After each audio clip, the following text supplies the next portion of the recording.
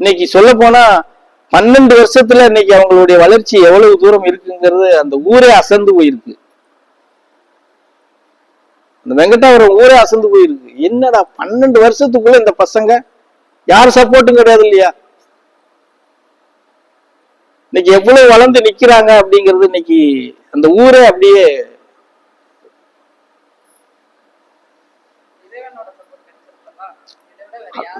அதுக்கு இறைவனோட சப்போர்ட்டுக்கு அதுக்கு உண்டான உழைப்பைய அவங்க தாயார் போட்டிருக்காங்கல்ல, அதைத்தானே நாங்க சொல்றோம். அந்த உழைப்பை நீயும் போட்டா உனக்கும் அது கிடைக்கும்னு சொல்றோம். அந்த குழந்தை வாழும்போது பல நாள் அது பட்னியா இருந்திருக்கு. நைட்டு செஞ்ச சோறுல கொஞ்சம் இருக்கும் இல்லையா, அதை கரைச்சு அதை 2 பிள்ளைங்களுக்கு டம்ளர்ல ஊத்தி கொடுத்துட்டு அந்த பாத்திரத்தை கழுவி குடிச்சிட்டு எல்லாம் பயணம் பண்ணி இருந்திருக்கு. அப்படி கஷ்டத்துல கூட குரு மேல ஒரு அசட்டான நம்பிக்கையோ இறைவன் மேல ஒரு இதோ கிடையாது. அதுக்கு இந்த 2 டம்ளராவது கரைச்சு கொடுக்கறதுக்காக நமக்கு பாக்கியம் கிடைச்சிருக்கே அந்த இறைவனால, அப்படித்தான் எடுத்துக்கிட்டு பயணம் பண்ணிச்சு. நம்ம அப்படி இருப்போமா? சொல்லு பார்ப்போம்.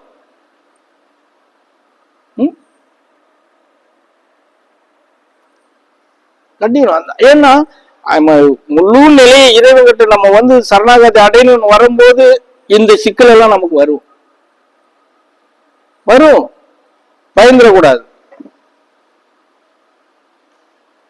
இவ்வளவு கஷ்டம் வருதே, இப்படி வருதே அப்படின்னு நம்ம பயந்துடக்கூடாது. அதுக்கான இடத்துல நம்ம முறையிட்டு வரணும். அதுதான் புத்திசாலித்தனம்.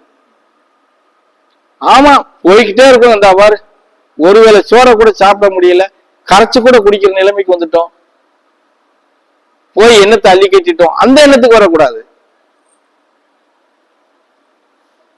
இதுவாது நமக்கு நீ கிடைச்சிருக்க, அதுக்கு உண்டான இதை உருவாக்கியிருக்க, அப்படித்தான் எடுத்துக்கிறோம் எப்பவுமே. புரிஞ்சதா நான் சொல்றது? இப்ப அந்த நிலைப்பாட்டுல இருந்தால் மாத்திரம்தான், அந்த இதை நம்ம கொண்டுட்டு போனால் மாத்திரம்தான் நமக்கு அந்த பாக்கியம் கிடைக்கும். அதுக்கான அந்த கஷ்டமெல்லாம் நீ அனுபவிச்சு வரும்போது தானே உனக்கு பின்னாடி நன்மை வருகிறது. முதல்ல என்ன, கசப்புங்கிற விஷயத்த நீ உட்கொண்டே ஆகணும். கஷ்ட நஷ்டத்துல நீ அனுபவிச்சே ஆகணும். அதெல்லாம் அனுபவிச்சு நீ தேர்ந்து வரும்போதுதான் உனக்கு சுகபோகம் இனிப்பு கிடைக்கும். இன்னைக்கு அந்த குழந்தை சாகுறது வரைக்கும் எதுவும் தேடி போனுங்கிற அவசியம் இல்லை. காரணம் என்ன? அந்த குழந்தை எனக்கு இந்த அது வேணும் இது வேணும் அப்படிங்கிற ஆசை அதுக்கு இருக்காது இல்ல. ஆசை அற்று போது இல்ல. அடப்போடா 2 வேளைக்கு சாப்பாடு இருந்தா போதும், போவாங்கடா.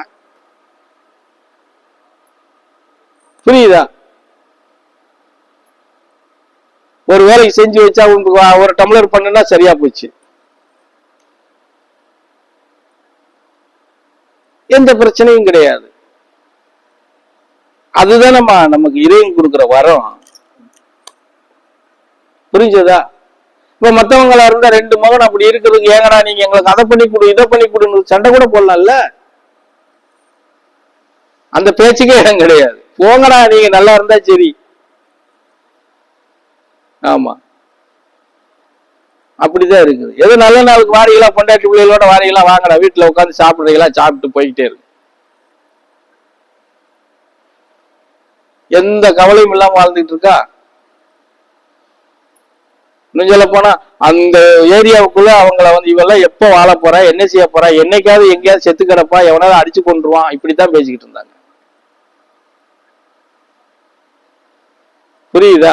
அவங்க பசங்கள்டே பல பேர் 100கணக்கான பேர் சொன்னவங்க, உங்க அம்மால கண்டிச்சு வை, இல்லைன்னா எங்கேயாவது எவனா அடிச்சு கொண்டுருவாங்க, வெட்டி போட்டுருவாங்க அப்படின்லாம் பேசினாங்க. புரியுதா? அதெல்லாம் நம்ம பண்றது சரியா இருக்கும். சின்ன விஷயத்துக்கு நம்ம அதாவது நம்மளை எப்படி சொல்றது, இன்னும் சொல்ல போனா உங்க குடும்பத்துக்குள்ள பேசாத பேச்சா நாங்க இங்க உங்களை பேசிட போறோம். கணவன் மனைவிகளுக்குள்ள பேசுற பேச்சை விடையா நாங்க இங்க பேசிட போறோம். அவ்வளவு பேசினாலும் அங்க சகிச்சுக்கிட்டு மண்ணலி போடுறீங்கல்ல. இங்க ஒரு சின்ன விஷயத்த கண்டுபிடிச்சு நீ இப்படி பண்ற தப்புன்னு கண்டிச்சா உனக்கு ஏன் கோபம் வந்துருது, வெளியே போற? நான் சொல்றது புரியுதா? எவ்வளவு சண்டை போடுறீங்க, எப்படி எல்லாம் கெட்ட வார்த்தையில திட்டிக்கிறீங்க. 2 நாள் கழிச்சு நீங்க எல்லாம் கும்மாளம் போடுறீங்க.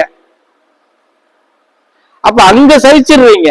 உங்களுக்கு எல்லா வழியிலையும் நல்வழிப்படுத்தி உங்களை மேன்மைப்படுத்தி நிக்க வச்சு நீ ஒரு தவறான திசைக்குள்ள போகும்போது உன்னை கூப்பிட்டு கண்டிக்கும் போது தப்பாகுது. அவர் எப்படி எங்களை கண்டிக்கலாம்?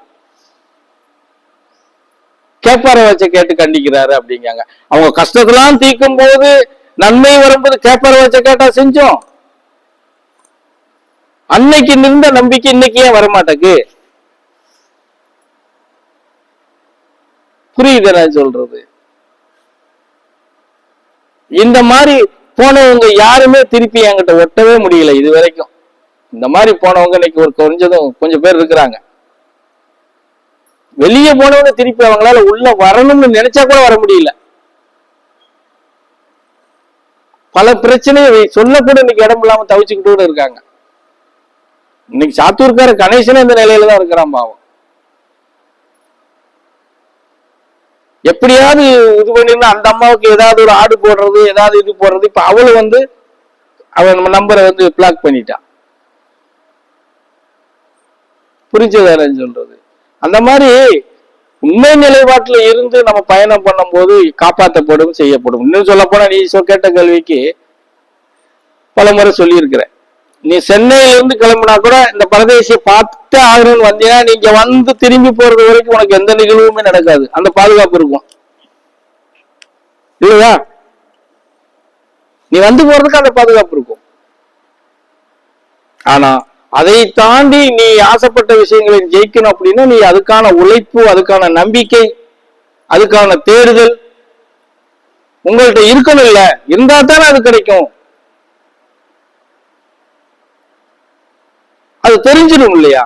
நீ அந்த இடத்துக்குள்ள வாரீங்கனாலே 60% வந்துட்டீங்கனாலே அடுத்து அதுக்கப்புறம் இந்த பரதேசி சப்போர்ட் உங்களுக்குள்ள வந்துடும். அது வரைக்கும் தான் உனக்கு கஷ்டம். விட்டு வேடிக்கை பார்ப்போம். சரி, குழந்தை 60% தொட்டுருச்சுடா, இதுக்கப்புறம் அதை மார்க் வாங்க வைக்கணும், எப்படி பாஸ் பண்ணிடணும் அப்படின்னு நாங்க சப்போர்ட் பண்ணிடுவோம். சப்போர்ட் பண்ண ஆரம்பிச்சுட்டாலே நீ ஜெயிச்சுட்டேன்னு அர்த்தம். அந்த 60 நீ தொடர்றதுதான் பெரிய விஷயம். அதுக்கான உழைப்பு நீங்க தான் உழைச்சாகணும். அதை வழிமுறை தான் சொல்ல முடியும். இப்படி போ, இப்படி நடந்துக்கோ, இந்த வேலையை செய்யி, இதை செமந்துக்கோ அப்படின்னு அதைத்தான் காட்டி கொடுக்க முடியும். அப்படி ஒட்டு மொத்தமா உன் விஷயத்தை தூக்கி செமக்கணும் அப்படின்னா நீ எந்த இடத்துக்குள்ள வரணுங்கிறது இப்ப நான் சொல்லிட்டேன். நீ போய் கஷ்டப்படாம அதை தேடி அதுக்குன்னு உழைக்காம அதை லவக்குன்னு பிடுங்கி ஏன் தோல்ல போட்டு நான் நிவர்த்தனை கொடுக்கறதுங்கிறது நீ எந்த இடத்துக்குள்ள இருந்தாலும் அது நடக்கும்ங்கிறதுக்கு. சும்மா வெறுமனையா இருக்கிறவங்களுக்குலாம் அதை தூக்கி சுமந்துட முடியுமா? வாங்கிக்கிட்ட அப்புறம் இப்படி போனது மாதிரி போயிட்டா புரியுதா நான் சொல்றது?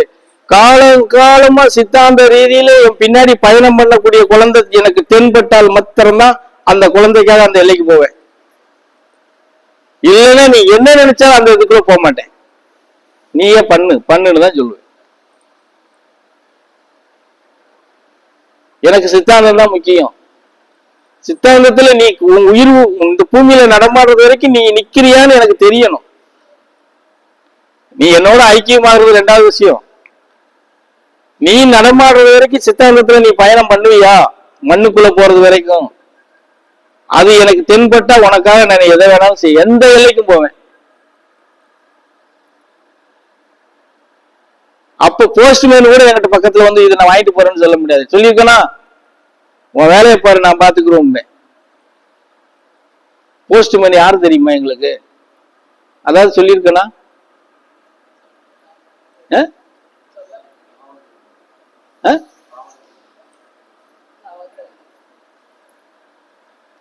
எல்லாருக்கும் பெரிய இடத்துல இருக்கிற ஆதிசக்தி தான் எங்களுக்கு போஸ்ட்மேனே, தெரியுமா?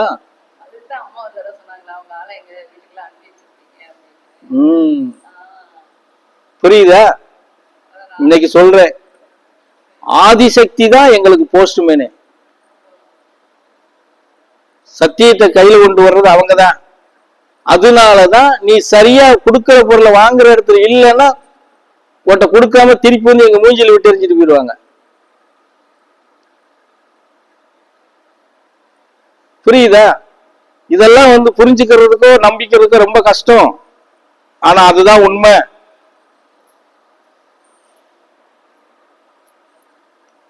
ஆதிசக்தி எங்களுக்கு காவலாவும் இருக்கும், தாயாவும் இருக்கும், எங்களுக்கு வேலைக்காரங்களாவும் இருப்பாங்க. அப்ப எந்த அளவுக்கு நாங்க அவங்கள நேசிச்சா அவங்க அந்த இடத்துல இருப்பாங்கன்னு நீங்க யோசிச்சு பார்க்கணும். என்ன சாமி, ஆன்மா ரீதியா எந்த அளவுக்கு அவங்கள நாங்க நேசிச்சு நாங்க அவங்களுக்கு பூசிச்சுட்டு இருந்தா அவங்க அந்த இடத்துல இருப்பாங்க. அதே இடம் தான் இப்ப நீங்க அப்படி அந்த இடத்துக்கு வந்தா தான் இந்த குரு அந்த இடத்துக்கு வருவான். புரிஞ்சதான சொல்றது? இதெல்லாம் வந்து ரகசியம். இன்னைக்கு நான் உண்மை நிலையை சொல்றேன். இது வந்து என்னத்த கலவையெல்லாம் ஒளிமறை வச்சுக்கிட்டு இருக்க போறேன்.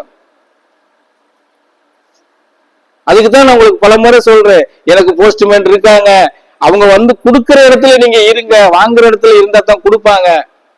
எத்தனை முறை பாட்டா பாடி இருக்கிறேன்.